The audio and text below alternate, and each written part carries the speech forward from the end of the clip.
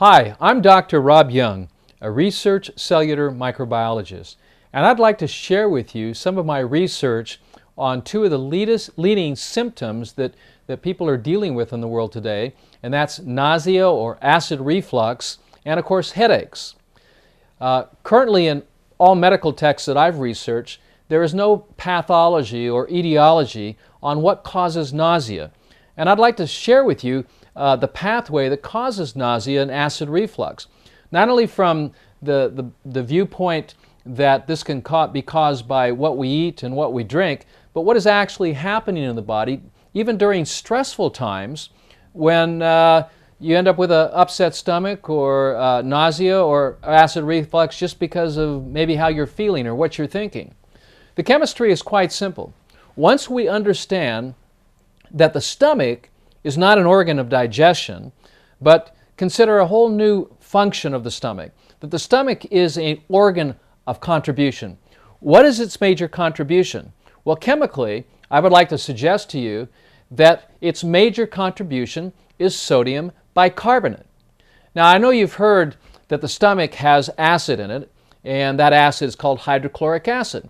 But the question is, that's only half of the equation. What happens to the other half of the equation? In other words, if you are producing hydrochloric acid, you're also producing an equal amount of sodium bicarbonate. And what happens to the sodium bicarbonate? Well, a lot of the tests that are done on the stomach, it's called the Heidelberg test, are tested after someone's had something to drink or after someone's had something to eat. Well, of course, the stomach's going to be a little more acid because what happens is the residues of acidity remain as the sodium bicarbonate is actually taken up by the food, because the food has to be in an alkaline state before it can be transformed into stem cells that become our new blood. So the main purpose of the lining of the stomach is to produce sodium bicarbonate. Where does it get the materials for sodium bicarbonate? Well, in order to produce sodium bicarbonate, you have to have salt. And that salt is in the form of sodium chloride. And where do you get the salt? Well, you get it from the blood. That's why it's so dangerous to go on a salt-free or a limited salt diet, because the body needs salt in order to produce the number one alkaline buffer, which is sodium bicarbonate. So the stomach pulls in sodium chloride, salt, from the blood. It also pulls in carbon dioxide from the blood and also water. Well, the combination of those three elements form sodium bicarbonate and hydrochloric acid. Now, just as fat separates from water, so sodium bicarbonate rises to the top and separates from the hydrochloric acid. As the hydrochloric acid falls into the gastric pits of the stomach, the sodium bicarbonate rises to meet the food. To do what? Not to digest the food, but to alkalize the food. And so sodium bicarbonate is very, very, very important in raising alkalinity of the food as it moves from the stomach into the duodenum and into the small intestine. The pH of that food will be anywhere from 7 to 7.5 and ultimately 8.4 when it rests in the crypts of the intestinal villi of the small intestine, which is the beginning then of the transformation of that liquefied food into stem cells. Well, this is new research that has been validated now in studies that stem cells are actually formed in the crypts of the small intestine. And this process cannot take place unless it is taking place in an alkaline environment. So to help people understand the pathway of nausea, nausea is an increase of acidity, just as acid reflux is an increase of acidity due to the body's need for increased amounts of alkalinity. What? To neutralize the acids in our diet, and also to neutralize the acids of metabolism. You see, we are energy consuming beings, and when we consume energy, we produce acidic waste products. And when we're in our emotions, even our thoughts, that requires energy, and when we use energy, that energy consumption releases a waste product, an acid, which has to be neutralized and then eliminated.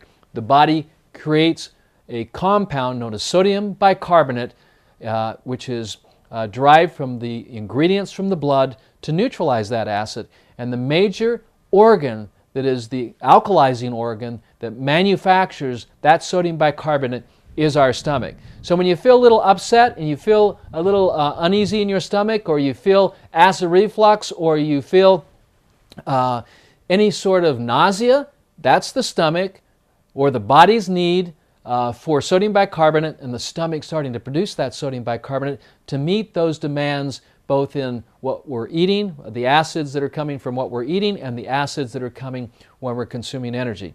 To support that whole alkaline buffering system, which I have coined to the name for really identifying what is now referred to as the digestive system. I'm actually calling that the alkaline buffering system. I developed a product called 4 Salts.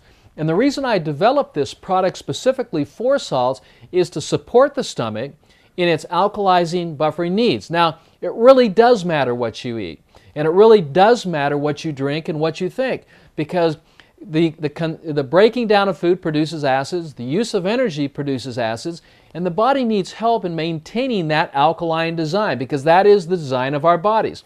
So this becomes one of the most important products that I've developed, because the majority of the product is sodium bicarbonate. I've also put another very powerful alkalizer in here called potassium bicarbonate, and I've backed it up with a percentage of calcium carbonate and also magnesium carbonate to round what I call the XCO3s, these 4 very powerful alkalizing salts to help support the alkaline design of the body and support the alkaline buffering system, specifically the stomach, in its production of sodium bicarbonate, to raise the alkalinity of the stomach and to neutralize the hydrochloric acid in the gastric pits of the stomach. When we do this, what happens? Wonderful things happen. No more acid reflux, no more nausea, no more indigestion, you see? And also no more headaches, because headaches begin in the alimentary canal. And as we begin taking these salts, it helps in our eliminations as well. So I have found not only this product to help with our digestion, which is actually an alkaline buffering system, but I also have found that it helps us to lose weight, because as we neutralize acid, and we have the means to neutralize that acid by increase of alkaline salts, the body starts releasing its acidity, which is held in the fatty tissues. You see, overweight is not a fat problem, it's an over-acid problem. And so when we reduce acidity by taking alkaline salts, we can actually start losing weight. And it also helps to make our bowels more regular when we take these salts. So when you're thinking about salt, think about the most 4 important salts which are contained in this unbelievable product called 4 Salts. Sodium bicarbonate, potassium bicarbonate, magnesium carbonate, and calcium carbonate, all combined within one product. I like to take it each day, at least in the morning and before I go to bed. And this is how I keep my internal fluids alkaline. But I've also recommended it to take it any time that your saliva or your urine drops below 7.2 to help maintain that internal environment which is alkaline.